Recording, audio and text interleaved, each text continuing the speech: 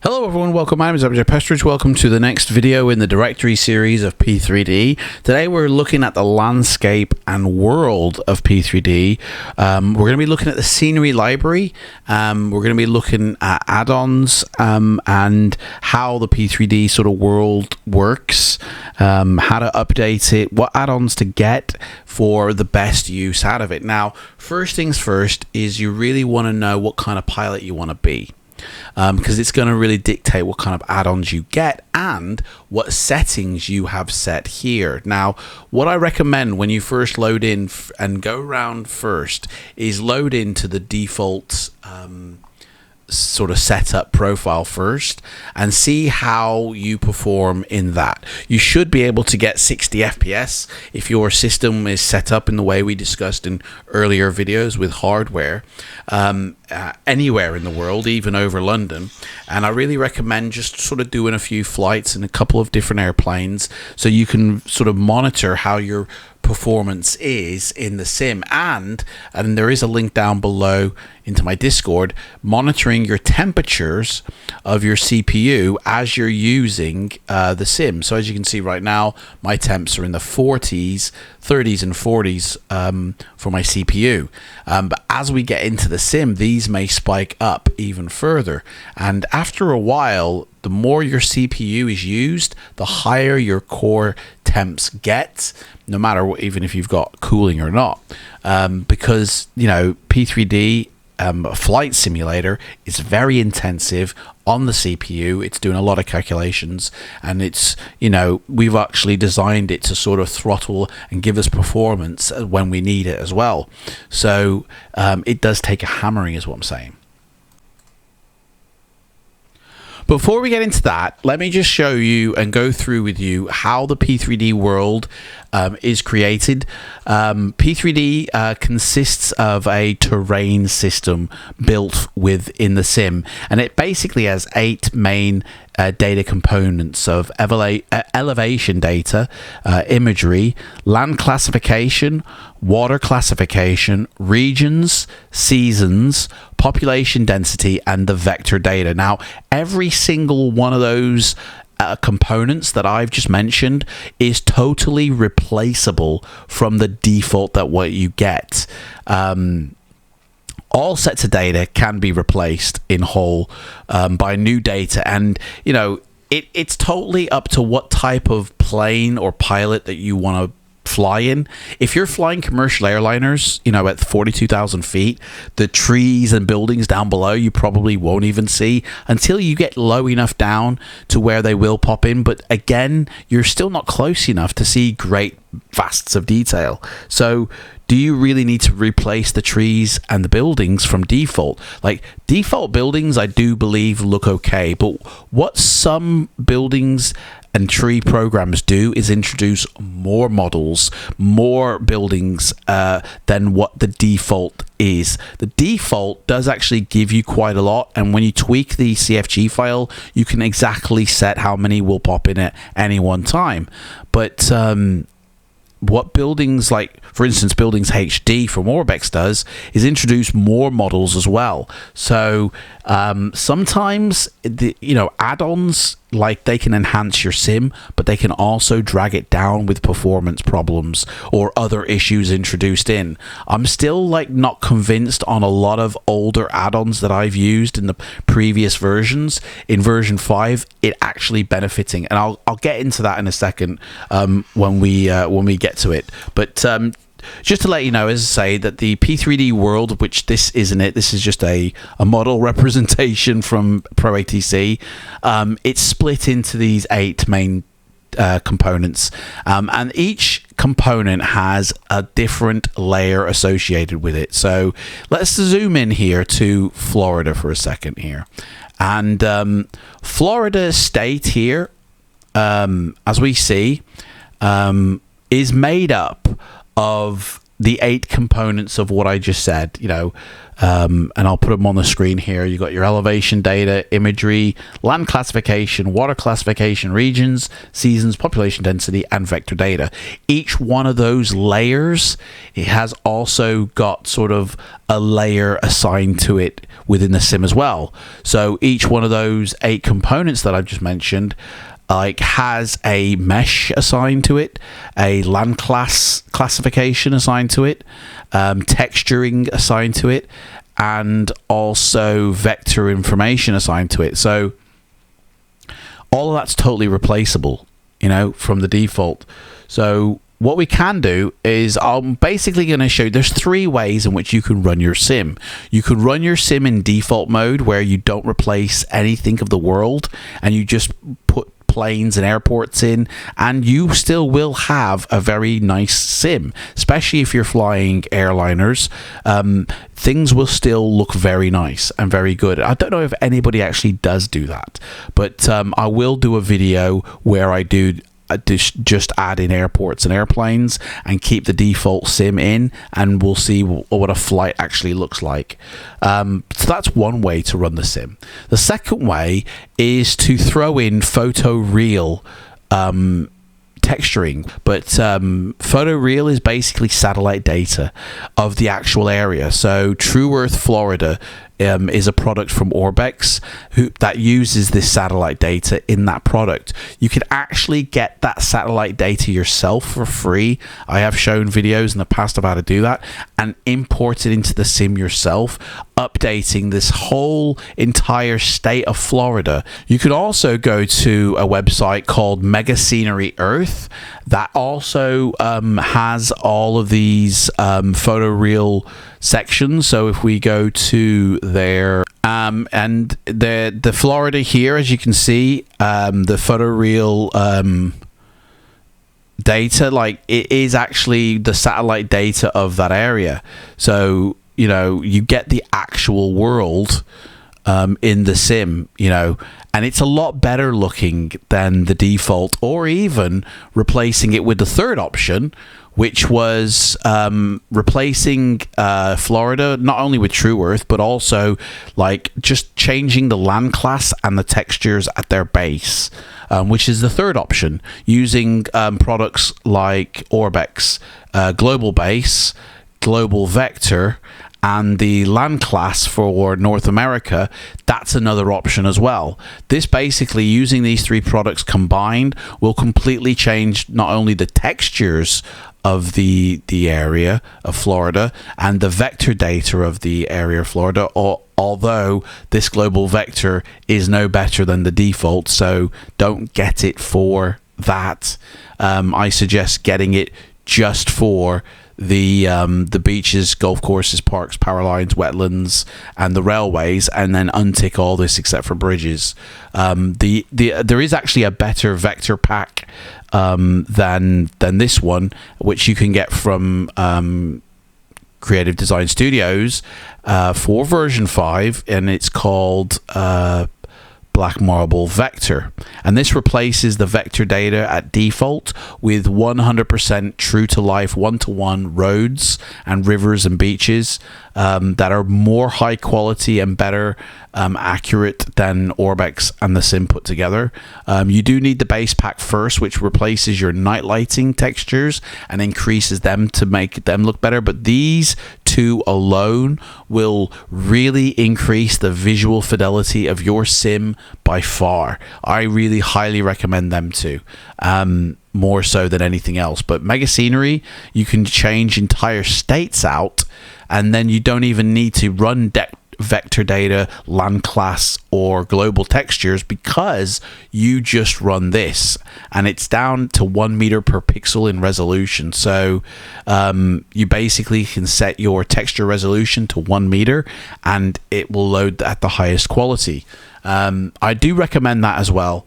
But the terrain system, basically, it's optimized to minimize disk space, the default terrain system. So it isn't actually, you know, designed for high visual fidelity. You know, Lockheed Martin wants you to replace a lot of what's in the sim with your own stuff, and this is why I love P3D, is because it's so flexible. It allows you the choice to do this. If you want to change out the weather system completely, it's not locked off and sort of disabled for devs, you know, who have to then hack it. It's basically open to replace completely if you want. You can even replace the sound system, the control system, like any aspect of P3D can be replaced and improved on. And you can take the core of P3D and basically turn it into like a Microsoft sim, which I've shown how to do on many occasions. And that's because, as I say, it's been optimized like the default sim to save on disk space. So the installation, it's only like a 75 gig installation. That's it. I think my Microsoft sim was like 350, you know, and it's streaming data from the internet as well. So if P3D was to have high resolution elevation data, this would involve an enormous amount of data, and it's just not a practical proposition, even with the huge storage spaces available on SSDs and M2s. And so because of this, it is possible to improve on the terrain and scenery in specific local areas before going into, you know, bigger improvements of detail. So that's basically one way to run your sim. You can run it at default, or you can replace each layer of the data with an Orbex pack or a Mega Scenery pack, or run your own photoreal data, which is what I do. I basically have all of America in photoreal. I have all of Africa in photoreal. I have all of the Europe in photoreal. I have all of Australia in photoreal. The only areas that I do not have photorealed is Asia and South America, and that is it. Oh, and Canada, sorry. And those three areas are the only areas of the world that I do not have photoreal yet. And that's because I basically don't have the room. Like, if I had the room, I would have the entire globe photorealed, and you can do it for free. I'll link the video down below. It's pretty easy. It looks incredible, and it is 100% accurate. Now, it does have an inherent problem that when you get down to the ground, it has a definite end resolution on it. So the closer you get to it, the worse it looks. Now, Autogen doesn't have that inherent problem because they actually do have high quality, you know, models that when you get down to low to the ground, there is a level of detail radius that kicks in. So as you sort of, you know, coming into land at any particular airport, you know, more detail pops into this Autogen area, showing you things that you didn't see before. Photoreal doesn't have that, so that's the only problem. Photoreal is good for commercial airliners at high altitudes, but then by the time you get into a smaller region, you want an airport to take over and show you quite a lot, or even you want a region to take over and show you quite a lot more. And that's one thing that I want to change in P3D, is the ability to transition from using photoreal into using regional in a single transition without reloading the sim. That would be awesome. So basically the world that you have here is divided into 1.2 kilometer squares on each side. And so basically, you know, think about it like that. All of the world is split up into regions. And that's really for devs though. Split up into regions, and if you take each region separately, you can then upgrade and update it depending on how you do it. And I would say the biggest update to do is the land class. You know, updating the open land class system. So as you can see here for Orbex, we have Africa, we have South America, we have North America land class updates. And basically all this does is it redefines the area. So as you can see here, this is a urban area with a lot of housing, and then this is a rural area here with a lot of fields. And it basically, that's what land class is. Here is where a field goes, here is where a forest goes, here is where a housing development will go, and here is where some mountains will go. And the better defined the land class is for each particular, you know, square kilometer tile, the less repetition it will have when you're at a certain height, and the better layout of everything, and it just looks more realistic. But it is a made up world still. It's not a photoreal world. This is the only downside. It's still a cartoony looking world because it uses actual man-made textures. It doesn't use real photoreal data tiles. It uses man-made textures. Now, they might be pulled from photoreal sources and then manipulated into the computer. So like these fields here, they might be pulled from photoreal sources and then given a tweak in the PC by somebody, but at the end of the day, they're still man-made. They're not photoreal, and so they don't have that reality association with it. But if you are flying a commercial airliner at 42,000 feet, what do you care? You know, when you're coming into land, you should be more concentrating on the flight deck procedures of your aircraft than what the landscape looks like, because I mean, only VFR pilots really will detail over trees and buildings. You know, airliner pilots, the computer takes them in to that approach. So there is no real need to worry about, oh, that tree doesn't look accurate. Do you know what I mean? It's something pilots don't really worry about. I did actually do a video all about the open land class system and what it means. I won't get into that again. I'll link that video down below. Go check it out. It's really interesting, and it really shows you how you can really improve your sim in areas like Asia where they don't have this. Now, we talked about the different layers. We've talked about vector. We've talked about land class. You know, are there other areas that you can go get, say, land class from? Yes, there are. If we go to a place called Sim Market, they have a very specific place for P3D, and if you actually type in the word land class, it actually comes up with options that you can have. So as you can see here, there is land class for Africa, Europe, Asia, North America, South America. There is also land class available for Russia.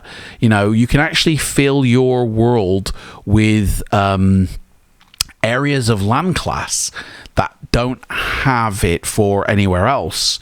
So this one here has a French true landscape for VFR pilots. It increases the fidelity of France, which, to be honest, is kind of lacking in the sim, I would say, but it gives it more of a believable French experience when flying over what Orbex sort of perhaps might give you by using their, you know, Europe land class with the global base textures. You know, this uses an alternative way.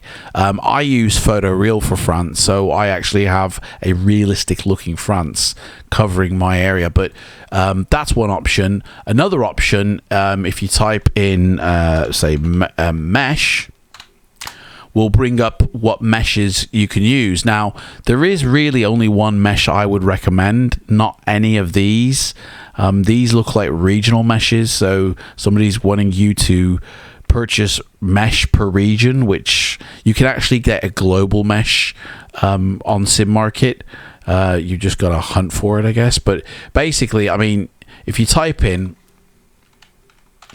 they still sell that Just Flight stuff, FS Global into the search, and it is right here, NG Ultimate. This covers the entire world. There's even a trailer that you can view here. Now, one thing to note here, these guys who make this trailer are a little bit naughty. This mesh does not give you textures, okay? It only gives you mountain definition. It gives you mesh definition. It doesn't include these textures or the blur that they're applying in this video. These videos that these guys make are truly showcase videos, but they are not accurate videos. Do not think your sim now will look like this because you buy this product. They have added a bokeh blur to this. They've also, you know, got other packages involved in this scenery to make it look more realistic. You know, alls you're getting with this global FS Global Ultimate is the mesh that defines how sharp the mountains are. In fact, there's a section in the video which shows you what little difference it actually makes.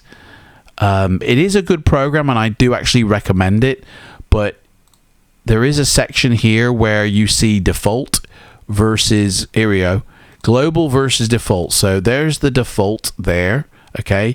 Now watch when the global comes by, it just barely changes it, you know? Now in these extreme regions, yeah, you probably won't notice a major, you know, change over the default to the global, but in other areas where, you know, the default isn't actually that well defined is where you're going to see the biggest difference. You know, the mesh in the sim, some areas is 76 meters per pixel. You know, all around the world, this whole system of FS Global is 1 meter per pixel everywhere.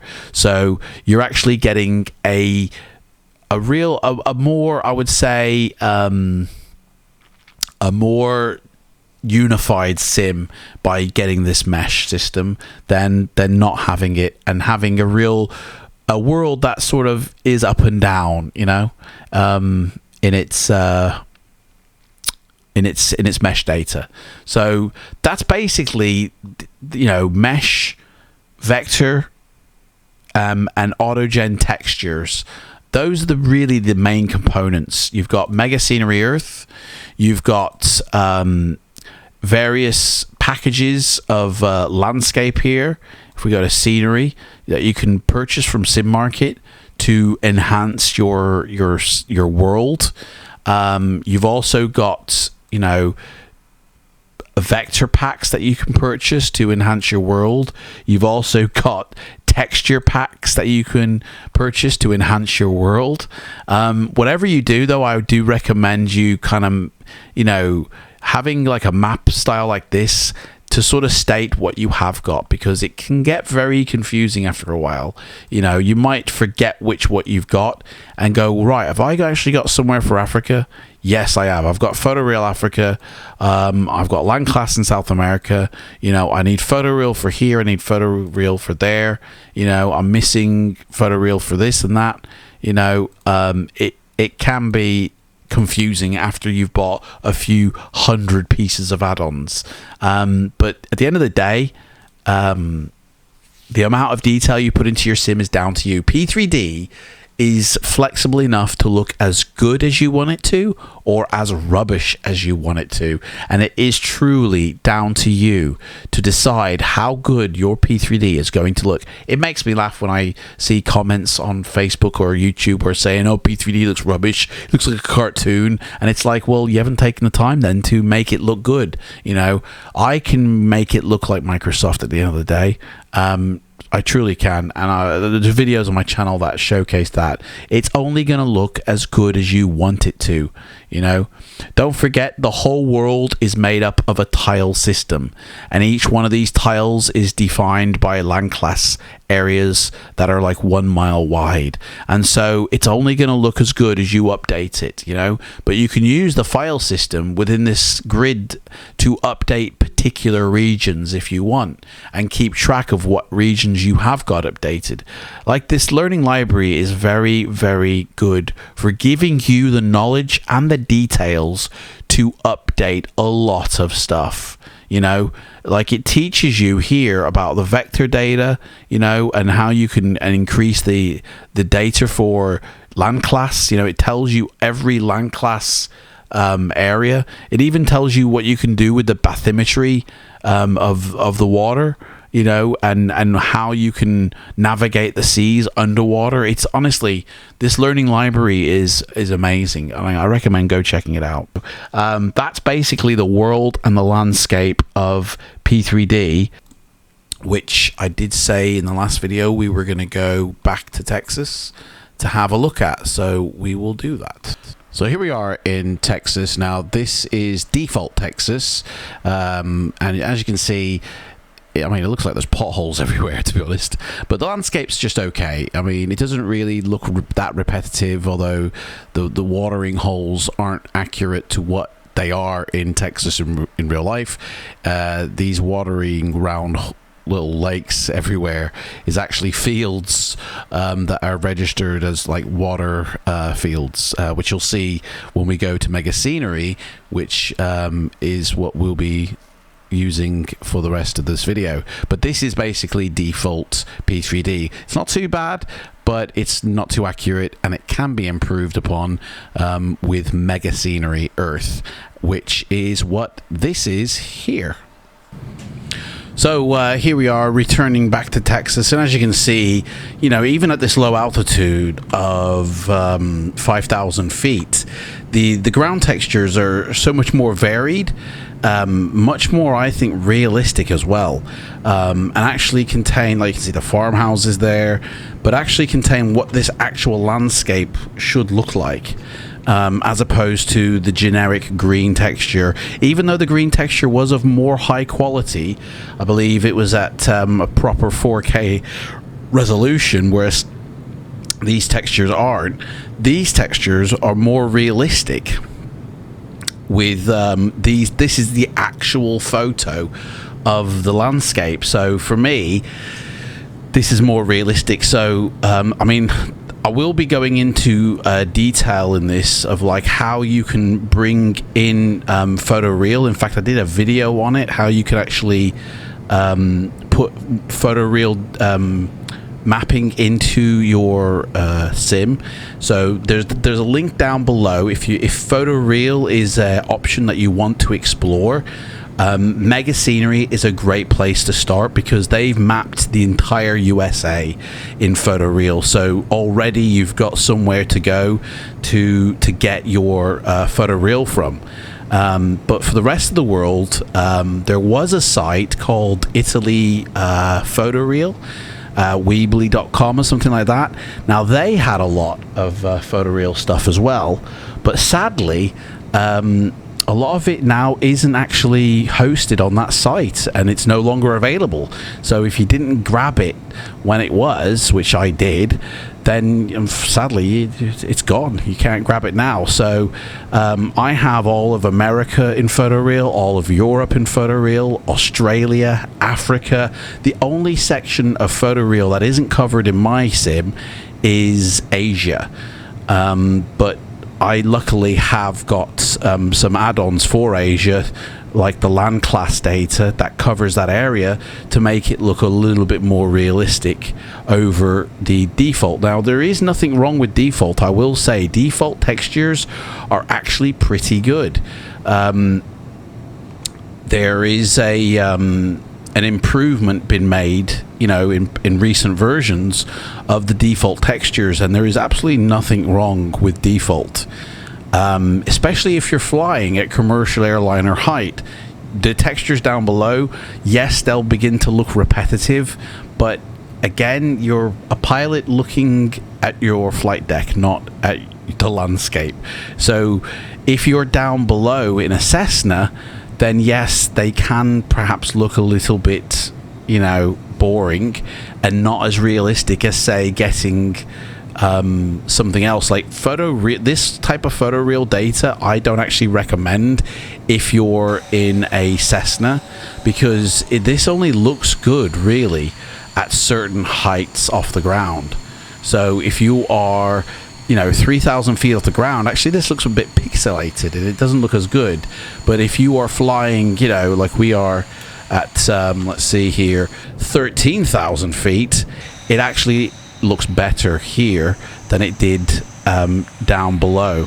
So if you're flying commercial airliners, this is a great way to get realistic looking scenery that performs way better than the actual default Autogen, you know, of the sim. It does actually display the default buildings and trees over the top, but you can also get Autogen packs for these to increase it and basically turn it into True Earth. So you can actually create your own kind of True Earth, which again is another product we'll get into in a little bit. But yeah, I just wanted to show you this difference here between what we saw, you know, at default texturing versus the Mega Scenery stuff here. The best way I would say to update it, let me just close all this out. Best way to update it is through the use of add-ons in your add-ons folder. So I have a couple of airports in here. I actually have got a lot more airports than that.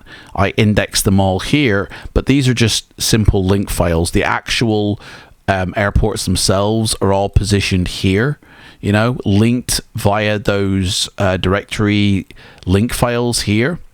I also do airplanes as well, but yeah, all my airports that can be XML'd are.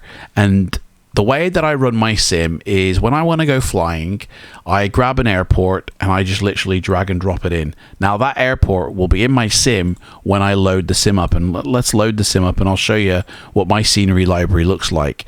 The reason I run my sim like this is because I'm only loading into the sim what I'm actually going to see on my flight. So I'll be doing a flight soon from Hazrat International to Kai Tak, or to, I think it's Singapore, Hong Kong, something like that. So I'm only going to load into my sim what I'm actually going to see during this flight. Now, the reason I do this is to save loading times, to save performance, and to eliminate crashes. If you have everything ticked in your scenery library, if you have all your add-ons XML'd into your sim, A, it's going to take forever to load. B, you've got now more problem data loading into the pool that could crash your sim. So there's more chance of a crash to desktop.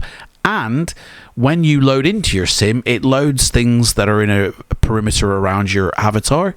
If you happen to fly over an airport that you have no intention of landing at, then it's going to load that, that data in as well. And now suddenly, you have things loading in that you're not even using in the sim. And it's like, well, what's the point in that? If you're not going to land at it, if you're not going to use it, there's no point in showing it in the sim. So only tick the boxes in your scenery library what you're going to use. The rest of that data does not get loaded, okay, into the sim and rendered. It loaded into a pool of data, but it doesn't load into the sim data, and it then isn't rendered into the sim, okay? It just uses the default after that. So that's a great way to cut down on the performance impact of the sim to your PC by having the default stuff load in, because it's more optimized than the add-ons. Add-ons stretch back as far as 2006, you know, so I've got add-ons in my sim which that are over 10 years old, and they don't look as good as they could. And I think this is what drags the sim down for a lot of people in terms of visual looks. Is that they're using, you know, add-ons from years ago, or ways of the sim from years ago. You know, I don't have all my add-ons ticked here, you know, because if I did, it would take forever to load. My scenery library, all my XMLs are more or less at the top, unless there's been some idiot developer that has basically leveled them in at a particular level, and it's like, you don't need to do that. That's just a waste of time. In fact, it looks like there are less ones down here than there used to be. But yeah, there used to be a lot more down here. But yeah, they don't need, you know, XMLing like that. There is a certain order to your scenery library that you want to have set. You know, you want, and it works from the top down. So any night lighting will sit at the top, you know, and then you will have your textures for your landscape or your region sitting on top of that. And then you will have your airports sitting on top of those regions. So it will go night lighting, airport, region, and that sort of, and then land class beneath the region. So if I look here, let me see, there was something here. There's one here that says mesh, airport, Autogen, and then you have the photoreal sitting beneath that. So that mesh should probably be below the airport and the Autogen, to be honest, rather than atop it. But yeah, the way I have all my stuff structured is it's layered correctly for display correctly in the sim. So here we have an airport, and then you have the terrain underneath. And then underneath all your third-party stuff here, you have your Orbex library stuff, and everything, you know, regional, and then your land class stuff, and then you have your global base, and then you have your default layer, and then with like just underneath that you have your vector data, which is read after the default vector stuff, which is built within all this stuff. And then you have down here at the very bottom default terrain and scenery. So this stuff probably won't even get used most of the time if you repurpose other add-ons. Anyway, that basically is the landscape and the world. So if you run the sim like I do, and I know this might be confusing, but if you pop in an area, you know, on the fly, if you then tick boxes here on the fly, what you need to do is, first off, you need to click OK, and it will re-index the sim based on what you've ticked. You need to load into the sim, just quickly load at the airport that you've just loaded, and then shut the sim down. And then if you do have the black marble base, you will be given this control panel with these two functions built into it, rebuild index and flush DirectX cache. And what this does is it clears your shaders for your GPU and sim, and then it rebuilds the index scenery indexes based on what will be in your sim. So it basically just deletes what is there, and then it allows the sim to rebuild it next time. And this basically keeps your sim from bricking itself, because the more you install, and if you don't organize your library, it can actually corrupt your flight. You know, it won't display correctly. You'll get tiles sticking out here and black night textures in daytime, and it'll just look like a nightmare. And it's basically because your scenery library is a mess and it's probably most likely broken. So fixing your scenery library will keep your sim running clean. Anyway, you know, depending on what kind of pilot you want to be. If you're going to be an airliner pilot, there's going to be settings here which you're going to want to run down, because they're just not going to be worthy to have ramped up. It doesn't actually benefit to have all of this at maximum. There's some of this, to be honest, which you can have run down because simply you're just not going to see it. You know, like if you're an airliner pilot, you know, at 42,000 feet, you're not really going to see water detail that much. So you could actually run this right down to the ground.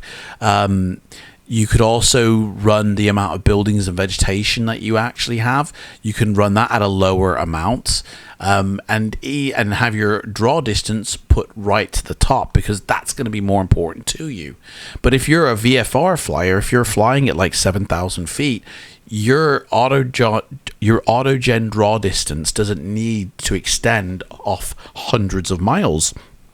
You can actually have it drawn down a little bit, and you'll save a little bit of performance for having more trees, more vegetables, or vegetation, sorry, in your sim than having it stretched further out. So really you want to play with these sliders to get the best out of your sim, depending on what type of flying you're going to be. And you can do that by saving a profile and then just quickly loading a profile depending on what you want to fly.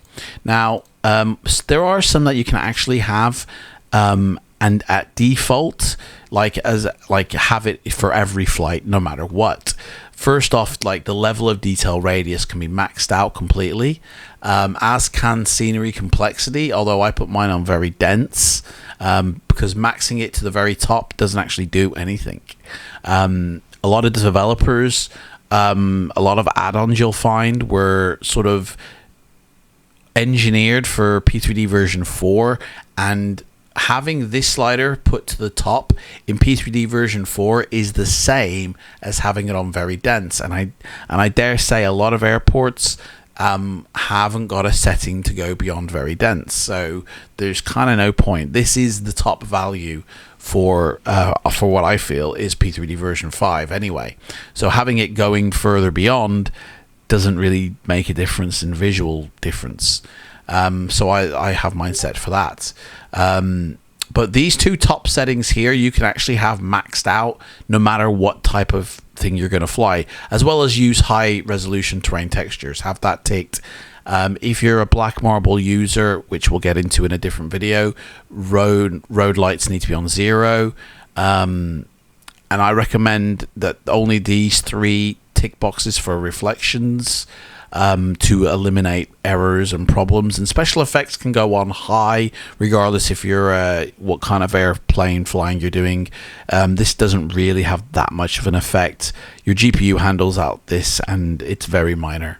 I have God rays, thermal and turbulence effects, and windshield effects ticked, regardless of what plane I'd be flying.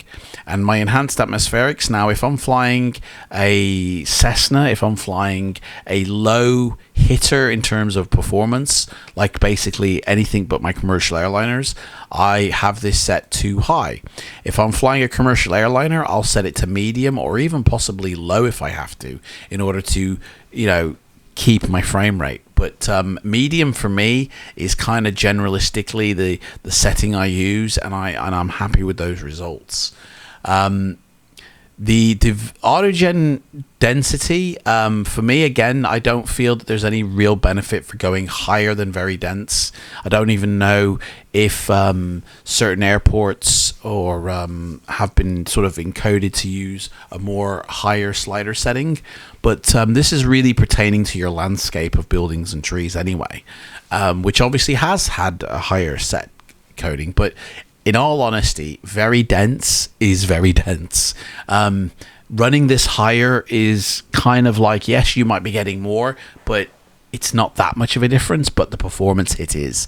So, but these 2 sliders, like, you could probably leave these sliders alone as well, and then just change the draw distance depending on what type of flying you're going to be doing. If you're going to be high in PMDG, I recommend this maxed out and then these run down. Sorry, when I say this one, you can't see my mouse. Sorry, Autogen draw distance.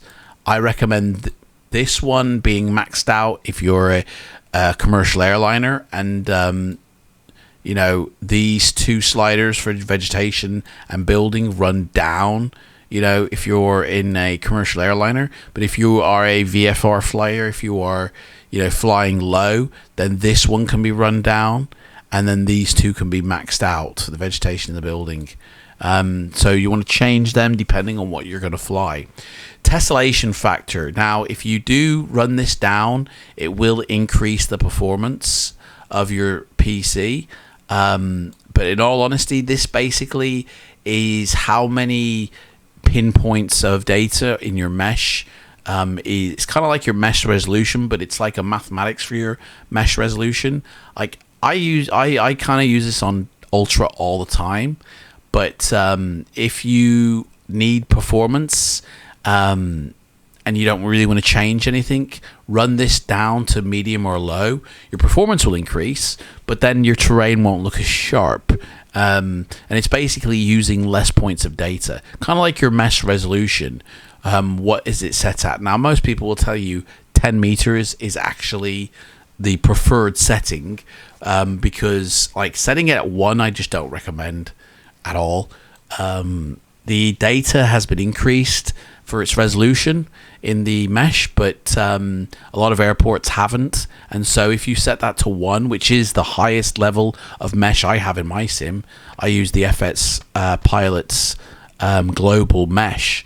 But in all honesty, it causes airport issues when I set this to 1. So 2 for me is the maximum. Texture resolution. This only pertains to the landscape. It doesn't pertain to airports. There is no landscape that is better than 30 centimeters unless you are creating your own photoreal, which can then go down to as low, I think, as 1 centimeter. But I set this to maximum when I'm using my photoreal. It's where you'll have some add-ons at the top here, and then you'll have other add-ons sort of going down. Some of it may be ticked, like if you run your scenery library like me, I only tick the areas that I'm actually going to be flying in, and this saves on performance and loading times. When you load into a flight. The downside is that it means you have to be constantly refreshing the scenery index for every single flight rather than having a running index, which is a good thing actually, because if your scenery indexes, which you can actually see these. So how it works is every layer in the sim that is visible has a single DAT file assigned to it. So there'll be a DAT file specifically for this line, for that line, for that line. It does include the add-ons as well. But in these scenery indexes, they're numbered 1, 2, 3, 4, 5, 6, 7, all the way down to however many you've got. It will be different, and there'll be different sizes as well, depending on what layer it's pertaining to. Now, the layer doesn't have anything to do with the priority here. But what it does is the scenery library starts with your first white one. It doesn't start with your add-ons. Your scenery library starts with the top layer, but it works in reverse, so it loads from the bottom up. So it starts with the first white one here, then the next white one there, and then it goes to the next white one, and it moves up until you get to the top. So the way that works is 1, 2, 3, 4, 5, only counting the white ones, 6, 7, 8, 9, 10. That's your scenery library. Your add-ons then are included on top. And in the scenery indexes, I believe they are going to be your bottom most. There is an actual index, which, I mean, you can try seeing what it looks like, but it won't actually load in properly, and if you do try and view it, you can actually ruin your files.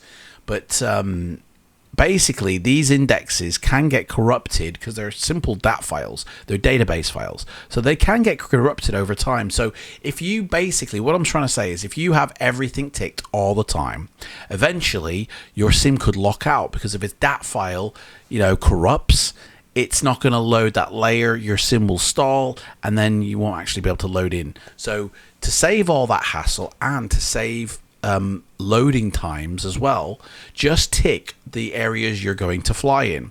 So don't have every single thing ticked all the time. There is actually no benefit anyway to having everything ticked. Same with bathymetry. There is no inherent visual or data reason to have bathymetry checked. The reason this is included is if you want to do underwater simulation, if you want to go explore the underwater, which, to be honest, nobody's actually bothered making any add-ons for, which is such a shame. I'd love to do like a Crimson Tide, Hunt for Red October sort of multiplayer, in P3D. That would be awesome and totally possible if somebody would build a actual interior sort of deck for a submarine, because at the moment there isn't any. But bathymetry is basically the mesh for underwater. So I don't really need the underwater mesh displaying. I'm not going to see it, so I untick that. And it's the same with in the world. I also untick enable bathymetry. There is no point in having that ticked at all. But basically, yeah, your scenery library, it's made up of layers.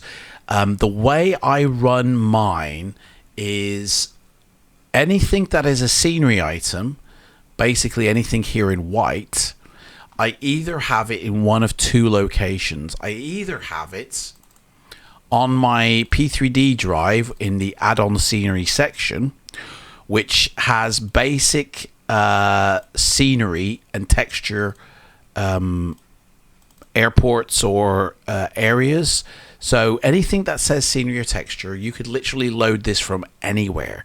So I have quite a lot on my D drive, okay, which then loads into my sim. I also have quite a lot on my C drive, you know, in the sim as well. And that's mainly stuff, say, from Orbex, like, for instance, the land class data, or, you know, the global base files, true worth, all that's loaded on my C drive. And then what's loaded here in this drive is all the XML add-ons as well, and they're loaded from this F drive, so they load in from a separate location, which is kind of the same as my airports that I also have outside of my sim. They are also loaded in by XML, and all I have to do in order to enable, if I want to go fly somewhere, is basically go find, say, the airport I want to go to, let's say Shannon, and I basically just drag and drop it in, and then it's in there. And the next time I load up my sim, it's going to say, do you want to enable Shannon? And I click yes, and now that's a part of my sim. But what I have to do first is I have to close my sim down, and I have to delete my indexes. Otherwise, when I load back in, nothing's going to look correct. Now, in the utilities video, we're going to get more heavy into this, but Black Marble not only does amazing night lighting, but also has a rebuild the index feature in their tool kit. So by clicking these two buttons and apply, I'm basically cleaning out my shaders file for the sim and for my GPU, as well as rebuilding the index for the sim. So because I've now introduced new airports, or I've ticked boxes, that's changed the layering system for the sim. And if I loaded into the sim, nothing would look right. By cleaning out my indexes, it forces P3D to build new ones based on what is in the sim right now, based on the CFG files. And so it reads the CFG files and then goes straight into building the world, and which means every time I go flying, it's like loading the sim for the first time. I get amazing performance, and I don't get any crashes or errors. If you tick all your boxes in your scenery library at once, if you have all your add-ons in, you know, yes, they're not going to render in the sim when you open up your sim, but they are going to load as part of the data pool, okay? And it might make for faster loading initially, but eventually your sim is just going to corrupt and crash, and, you know, you're going to have to reinstall everything. So there is kind of like a maintenance on your sim that needs to be done, and this is what I'm trying to install into you, is that, you know, this maintenance within your sim, keeping everything nice and neat, keeping everything clean, backing up these files here, okay, which can be found in program data or the app roaming area, and making sure you have copies of these stashed somewhere, because you may need to refer back to these at some point. Definitely making sure you have backups of these. If anything goes wrong, you can reintroduce a backup, which, in all honesty, in a lot of the pro directories, they do actually have backups, but I do recommend backing up your files in case of disaster. So, right, let's just quickly get into the sim now real quick, and I'll go through what all of those options mean in terms of the sliders, because P3D is very heavily dependent on your hardware, your CPU, your RAM, your GPU. If you've got potato software, then you're going to have a hard time running this sim. If you've got really good hardware, then you're going to find it a lot easier to to run the sim. So it's really got to be tweaked to your system, you know, to get the best from it. It's not like the Microsoft one when, you know, like most games where they will run a lot easier because they're only loading in a small amount of data. P3d is loading in, especially once you start loading add-ons in, a massive amount of data. So thank you for watching this episode. Don't forget, if you're a subscriber to my channel, at the end of the month you will go into a competition where I will draw one winner who will win €50 of Sim Market vouchers to spend on FLIGHTSIM add-ons. Be a subscriber to my channel, comment in a video below, and I will choose a winner at the end of the month. In the next episode, we will be looking at airplanes and what type of flying will give you what type of experience. Thank you so much for watching this. Take care, and I'll see you in the next one.